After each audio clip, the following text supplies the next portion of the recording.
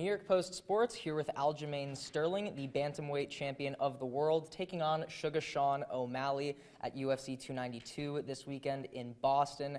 Aljamain, how you liking Boston so far? So far, so good. I really haven't gotten a chance to explore the city this time around because I'm here for business. But as soon as it's over, we'll be able to try to raid the town a little bit. There we go.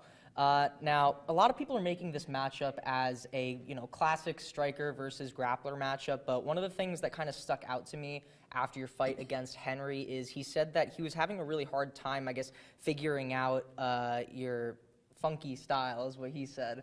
I know that people are thinking that this is just going to be, grappling would be the key for your victory, but do you see him having trouble with you on the feet because of that unorthodox style, or at least maybe frustrating him in an area where people would think he would have more success?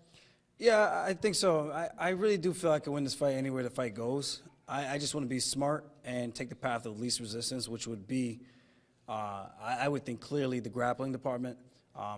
Take him down, get on his back, pound him, and get him out of there. So that's the path of least resistance. But if I have to strike, if it's harder to get the takedown than I anticipate, so be it. Then we have a little stand-up fight, and we'll see who wants it more.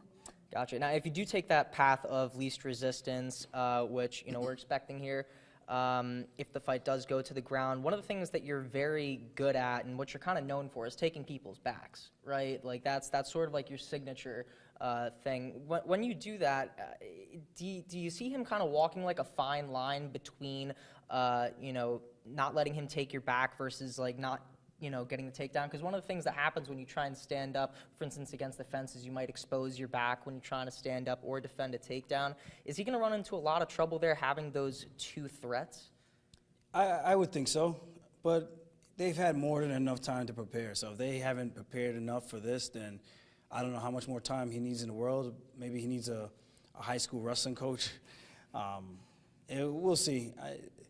For me, this is a very interesting matchup because he does possess some tools that could end the fight early, and it's on me to make sure I'm calculated, smart, and just focused the entire time as I'm looking for my entries and looking to tie him up, foot sweeps, leg reaps, and even my body lock takedowns. There's many ways for me to get the fight to the floor, and for him, he needs to just land one good solid shot. But I mean, he's landing solid shots on who of late?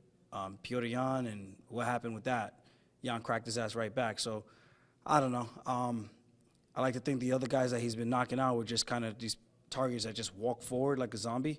Well, for me, I'm going to be using feints, footwork, offbeat rhythms, and it's going to make things a little bit more tricky for him to try to figure out. And I think that's the recipes to success for this one. And I guess as a competitor, looking at his skill set, you kind of have to look at the things that he does well. And obviously, we know that his striking is good. But analyzing the rest of his game, is there anything else that you're cautious about, or is it really just focusing on staying patient with his striking and getting it to the ground?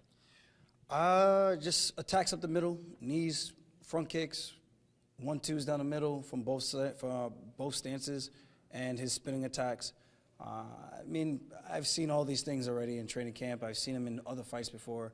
And like I said, it's just for me, I got to be focused, dialed in. And I think if I show up the way that I normally do, the way I do in training session, I think this will be more than enough for me to get my hand raised. Gotcha.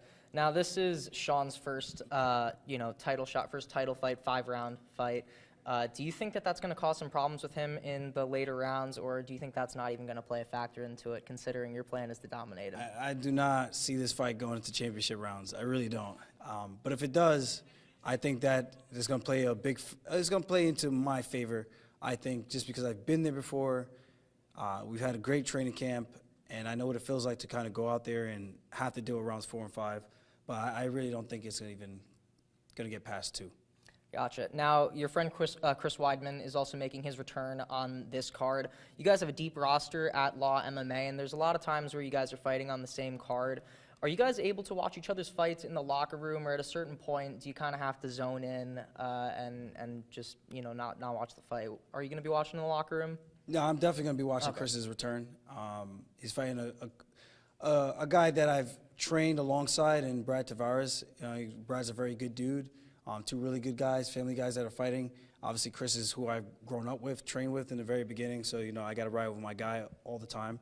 And it's a good test for him to come back and see where he's at against a guy who's a veteran, who's been around probably just as long as Weidman has. So I look forward to his return. I'll be watching in the back room.